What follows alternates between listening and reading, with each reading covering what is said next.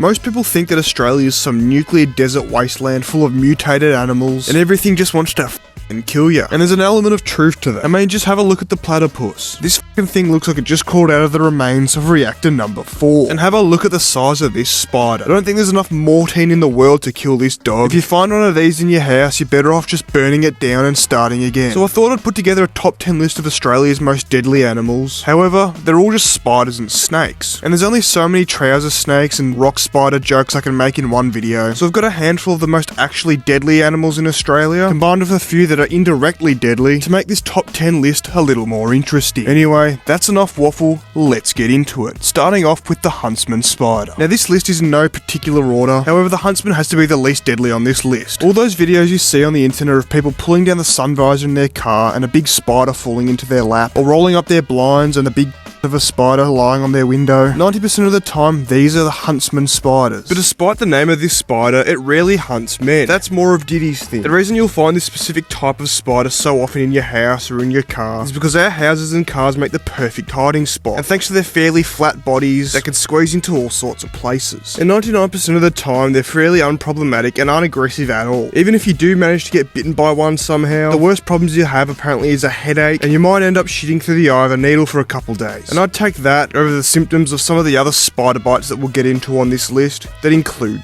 death. Now at this point in the video you're probably thinking to yourself, Your Excellency, this video is called Australia's most deadly animal, and you've just told me that if I get bitten by this specific spider, the worst symptoms I'll have is the runs. And while you can die from the runs, that's not the reason that the Huntsman spider's on this list. You see, because these spiders love to hide in people's cars, I mean just have a look at this video that my friend Rex sent me during the week. Oh my god. Oh my god, I'm gonna be sick. Oh my god. This can be quite a problem when you're on the freeway at 110 k's an hour and all of a sudden one of these bastards crawls across your windscreen. And despite the fact that these spiders are relatively harmless, their natural human reaction when you see a spider in any situation is to absolutely shit bricks. Here's a little montage I prepared earlier. Yeah, some days I feel unfazed, like when I'm with my friends with a cup raised. On Monday, I got a gun raised, suicidal do or die until hump day. Then I go right back at it like an automatic. More drinks, more songs, more beats to rap. I need a shrink, I'm gone, more time keeps passing. No watch, no thoughts at all, just a hat, new era.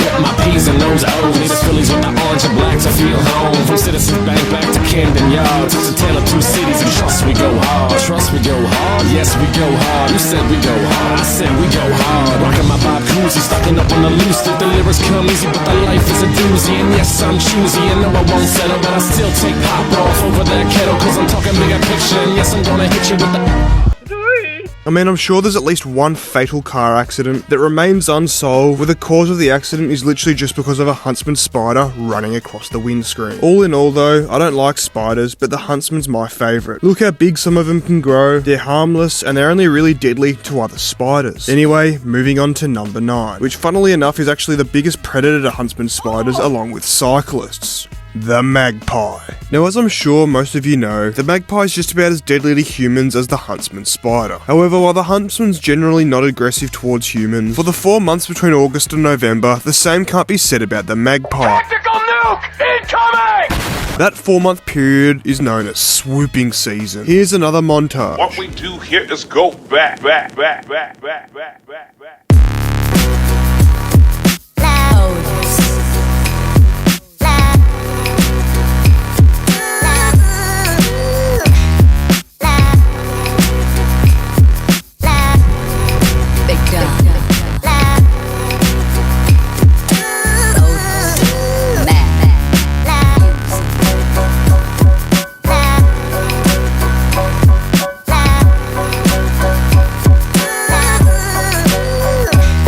Now the reason that they do this is because in that 4-month period they lay their eggs, their babies hatch, and they have to protect them. So if anyone goes near their nest, they basically just attack you in an effort to get you to fuck off. Now if the Collingwood Magpies football team didn't give the magpie a bad enough name already, this gives people even more reason to not like them. However, just like me, you, and majority of people, magpies hate cyclists, which of course means that cyclists are constantly getting swooped during swooping season. Keep going, Triple keep going. kill.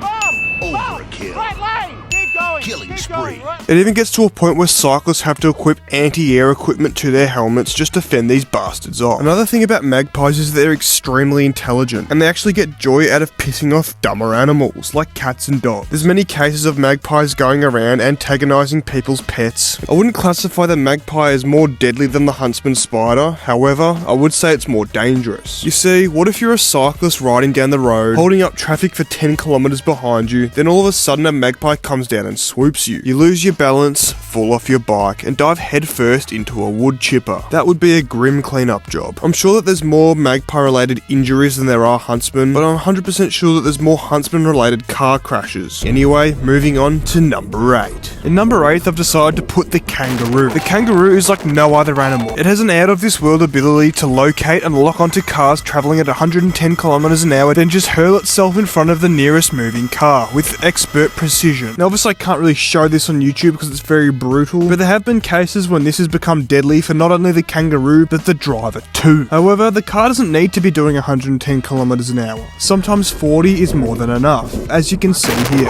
Kangaroos are big animals. I mean, just have a look at the size of this dog. He's absolutely shredded. And at the end of these guns, kangaroos usually have massive claws, which isn't exactly the best thing for us humans, seeing how aggressive these bastards are. Kangaroos love to pick fights more than an esche at a train station. However, unlike an esche at a train station, kangaroos actually pose quite a threat. Kangaroos usually target each other, people's fences. They put dogs in headlocks, they try and staunch people in their own homes, as seen here. And as this bloke found out for us, they also don't like drones. But on the odd chance that they're not actually fighting, they seem to be very chilled and laid back. So they're sort of 50-50. If they're relaxed, you'll be fine. If they're pissed off, run for the hills. But they'll probably catch you anyway. So if you do get caught out by one, just turn around, put him up, sock him in the mouth, and that should be the end of it. I've done a whole video on kangaroos. There'll be a link in the description. Moving on to number 7. In 7th place, I've decided to go a little bit more deadly, which is the trend that will be set for the rest of this video, and that of course is the crocodile. Now in Australia there are different types of crocodiles, saltwater and freshwater. The saltwater crocodiles go in the saltwater, and the freshwater crocodiles go in the freshwater. You wouldn't read about it. Now I'll be talking about both crocodiles, but it's important to note that the saltwaters are much more aggressive, much bigger, and much more deadly. The freshwater crocodiles are comparable to the huntsman. They rarely bite, they're not really aggressive towards humans, and only act in self-defense. They're the sort of ones that they let you hold at the zoo with just a little bit of sticky tape around their mouth. The saltwater crocodiles, however, are a completely different story. These are one of Australia's most deadly animals, and you want to stay as far away from them as possible. As a wise man once said, every 3 months a person is torn to pieces by a crocodile in North Queensland. Now according to Google, they grow 6-7 meters long, which of course is the most important fact about this crocodile these days. However, a fact that's almost as important is the fact that these crocodiles have absolutely ruined all of the beaches across the top end of Australia. You basically can't go swimming in any beach in far north Queensland, Darwin or northern WA because the highly territorial saltwater crocodile will just eat you for breakfast. If you see one of these crocodiles, your best bet is probably just to hit legs and bolt. But if you do happen to have a frying pan handy, they seem to be quite a good deterrent. Now last time I showed this video of this man beating this crocodile PUBG style with a frying pan, YouTube declared it animal cruelty, so unfortunately I have to blur it. But yeah, saltwater crocodiles are quite a pest up the northern end of Australia. They infiltrate waterways and everything. However, the majority of Australia's population lives below this area, so they're not that big of a threat to most Australians. Anyway, moving on to number 6. Sharks. According to Wikipedia, between 1791 and 2018, there's been 1,068 shark attacks in Australia, 237 that have been fatal, and there's 4 species of shark that are responsible for the majority of them. The bull shark, tiger shark, oceanic white-tip shark, and of course the infamous great white shark. We're still waiting on numbers for the BYD shark, but that's only been around for a few years at this point, so despite the fact that no one who owns one can actually drive, there's too little data to go off. Majority of these shark attacks seem to be within a few hundred meters of the shore where people swim. I remember I used to do nippers when I was like 12 years old and had to get out of the water because there was a shark sighting in Port Phillip Bay. I would have taken him though, easy. They usually target surfers or just people swimming, and the general consensus is that they don't hunt for humans, but they think we're seals, especially surfers surface from underneath. Sometimes they test bite you to see what you are, basically, or they mistake people for prey in low light conditions. Then of course there's the fact that if they feel threatened, they act in self-defense. Now obviously I can't put videos of people getting attacked by sharks because it's absolutely fucking gruesome. However, Australia's most famous shark incident has to be when surfer Mick Fanning came face to face with a shark while competing in a competition in South Africa on live TV. It knocked him off his board and got tangled in his leg rope. Mick laid into him for a bit until the shark retreated. He was eventually rescued and was completely unharmed somehow. But the biggest question I have is how he managed to stay afloat with those balls of steel. Anyway, moving on to number 5. In 5th place we have the drop bear. Now I was originally going to include this in the top 3, however, the likelihood of you even coming across one of these days is basically zero. For those of you who don't know, the drop bear is a relative of the koala. It's basically a bigger, more aggressive version that drops out of trees and just targets anything that's underneath them, mainly humans, kangaroos, dingoes, you name it. The first recorded human death by drop bear was the 6th of September 1969, but the thing is nobody knows the actual number because the survival rate by drop bear is basically zero, and the last person who was killed by a drop bear, Stuart Richardson III, his body was never recovered. Now there's roughly 420 assumed drop bear killings in Australia's history that have been recorded. However, there's been about 6 or 7 people who have actually survived and lived to tell the tale. The drop bear usually drops and aims for your head, landing on it and crushing your neck, instantly killing you. They weigh about 69 kilos, so it's pretty easily done. The people that have survived say that the drop bear either missed them or landed on their back, and after a quick duel they were able to run away. But as you guys all know, the koala population for some reason has a massive chlamydia crisis. It's estimated that 90% of all koalas are affected by it. However, in the 80s, with the chlamydia crisis mixed with a bit of the AIDS crisis, the drop bear was basically entirely wiped out. Combine that with the fact that people were actively out culling them, there is literally zero left today. One time one of them even managed to get into a local swimming pool, contaminating the water with HIV, and the pool had to be closed due to AIDS. So yeah, very different to koalas. Koalas are very friendly and pose absolutely no threat to humans and are very loved by all of humanity. Drop bears, however, were very different, and thank God they're gone. Alright, now we're getting into the real deadly stuff. In number 4, we've got the Sydney funnel web spider. Here's what it looks like. Holy Jesus, get that bastard off my screen. I'm going to use the Minecraft spider for this section because I can't fucking bear to edit this video and look at these fucking photos. Now everyone freaks out when they see a Huntsman spider, but imagine seeing one of these bastards. The Sydney funnel-web spider is tied with 2 other spiders as the most deadly spider in the world. The Brazilian wandering spider and the black widow. The Sydney funnel-web apparently has fangs so big and long they can pierce through fingernails and people's shoes, and its bite is so strong it can cause death between 15 minutes and 2 hours. Ugh. They live under rocks, logs and dense foliage, and they create silk trip lines around their habitat so they know when there's movement out the front. Fortunately, they only really found within a 160km radius of Sydney, so if you ever needed another reason to stay away from Sydney, here it is. But rather worryingly, just like Huntsman spiders, they infiltrate people's houses, garages, here in my garage, backyards, and most worryingly, people's shoes.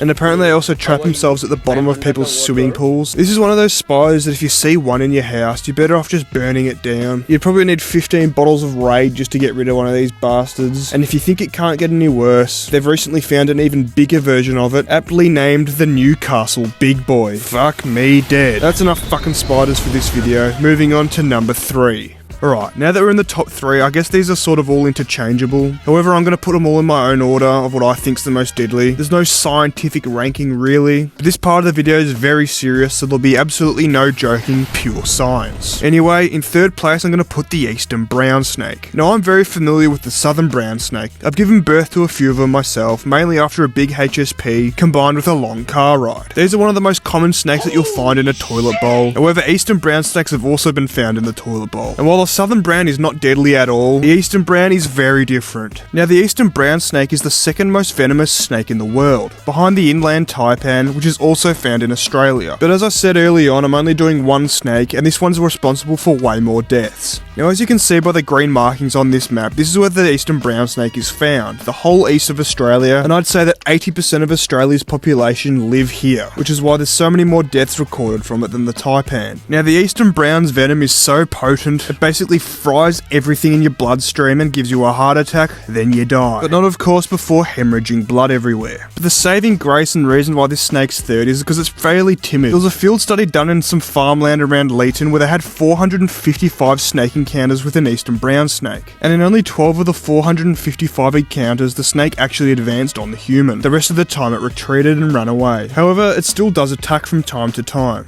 mainly when it feels threatened. Between 2005 and 2015, it was responsible for 41% of all recorded snake bites in the country, and 15 of the 19 snake bite related deaths were from the eastern brown snake. There of course is an anti-venom, but due to the fact that it acts so fast when you do get bitten, if you don't get it straight away, you're basically fucked. And the longer you wait, the more the venom rushes around your body, absolutely destroying your organs from the inside. So yeah, it doesn't sound like a whole lot of fun. Moving on to number 2, the blue-ringed octopus. There's a baby octopus. It's beautiful. Look at all that blue. There's no food here. Look at that. Amazing. Now this little dog is tiny, however it contains enough venom to theoretically kill over 20 humans. The way that the toxin works in the blue ring octopus bite is it paralyzes your entire body, eventually your heart as well, killing you. The bite is painless, so you don't usually know until you start showing symptoms, which is usually numbness and tingling around your mouth, until you're basically completely paralyzed. The way that people die is their diaphragm is paralyzed, they can't breathe, and they just suffocate. And of course there's no anti-venom. The only way to survive is to be put on life support or a ventilator until the toxin wears off and the paralysis subsides. Now it's extremely rare that people actually die from these because, well, it's pretty easy to survive if you've got the right equipment there, and unlike the eastern brown snake, it doesn't really do much damage to your organs. But the fact that a creature so small has enough venom to theoretically kill over 20 humans and you don't even feel the bite at the start is the part that makes these things so scary. Just don't be like this British tourist and pick one up when you find it. Now before we get into number 2, I have to say, obviously not all of these are killing humans, and a lot of them have 0 recorded deaths. However, if we went back 500 years ago and you got bitten by a lot of these, you'd be fucked. Thank God for modern medicine. Now I know I'll get a lot of comments from boomers with one of these profile pictures, as I usually do, saying that these animals aren't deadly, no one's died from them, that's 19 minutes of my life I'll never get back. And to all those people, I say, fuck off. I've been a fucking Sparky for 15 years, you fucking dog cunt. So before we get into what I think is the most deadly animal in Australia, the one that if you got stung by 500 years ago, I'd say that you'd be the most fucked, we have to get into my favourite part of the video. Horse fact of the day.